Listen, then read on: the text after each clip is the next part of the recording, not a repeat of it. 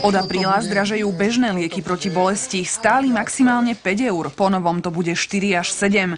Viac zaplatíme aj za lieky proti kašľu či na ochorenia kĺbov. Tie doplatky stúpajú v niektorých prípadoch až dvojnásobne. Už ani nemusia jesť dôchodci, môžu iba len lieky jesť a hotovo, jesť, no ostatné ani nemusia.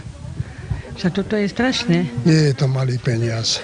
S manželkou máme stejnaké choroby, dá sa tak povedať, tak ono to vychádza niekedy na tých 40-50 eur mesačne. Doplatok pri lieku, ktorý sa používa na krčové žily alebo hemoroidy, stúpne o 5 eur. Lacnejšia náhrada pritom neexistuje. Konečná cena sa bude pohybovať okolo 16,50, kde jedno balenie vychádza zhruba na mesačnú liečbu a to si myslím, že už je dosť veľká finančná záťaž. Od apríla zdražujú aj lieky pre alergikov, astmatikov, na podporu imunity či jediné voľnopredajné antibiotikum v spreji, ktoré sa predpisuje najmä tehotným ženám.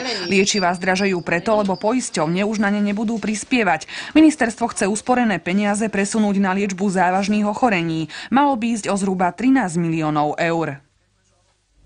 Prichádzajúca vláda chce obmedziť prácu na dohodu. S pracovnými dohodami sú totiž spojené veľké finančné úniky pre štát. Platenie odvodov z dohôd chcela už